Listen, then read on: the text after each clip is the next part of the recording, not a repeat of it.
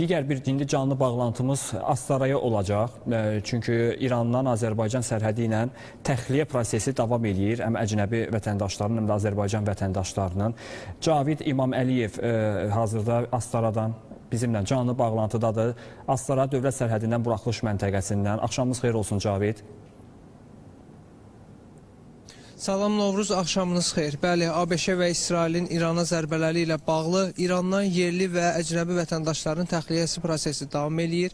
28 fevral saat 08:00-dan indiyənədək 250-dən çox Azərbaycan vətəndaşı İrandan ölkəmizə təxliyə olunub.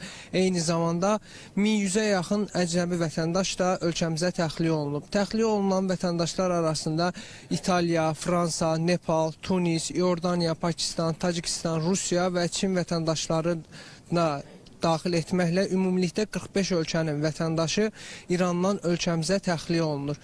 Bir məlumatda diqqətinizə çatdırmaq istəyirəm ki, Türkiyə və İran sərhəddində vətəndaşların keçidi məhdudlaşdırılıb. Bu barədə Türkiyə Ticarət Naziri Ömər Bolat məlumat verib.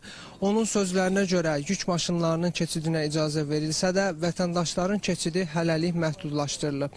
Və bunun fonunda Azərbaycan İrandan təxliyə olunan vətəndaşlar üçün əsas keçid məntəqəsi rolunu oynayır və bu Azərbaycanın humanist siyasətinin bir sübutudur.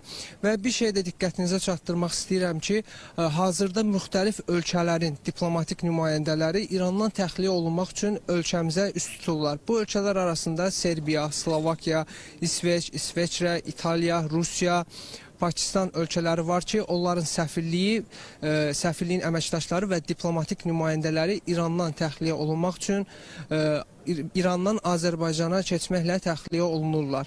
Və biz hazırda Astara dövlət sərhəddindən buraxılış məntəqəsindəyik. İndiyənə qədər 250-dən çox Azərbaycan vətəndaşı və 1100-ə yaxın əcnəbi vətəndaş İrandan ölkəmizə təxliyə olunub. Təxliyə olunanlar üçün burada hər bir şərait yaradılıb. Təxliyə olunan vətəndaşlar xüsusi avtobuslarla öncə paytaxtda, oradan isə aidiyyatı üzrə ölkələrinə qaytarılırlar. Mənim bu sahada çatdıracaqlarım bu qədər. Novruz, söz yenidən sizdədir.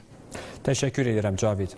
Ətraflı məlumat verdiyiniz üçün. Cavid İmaməliyev Astara dövlət sərhədindən buraxılış məntəqəsində idi. Bizə bu saat olan məlumatları çatdırdı. Nə qədər vətəndaş təxliyə edilib.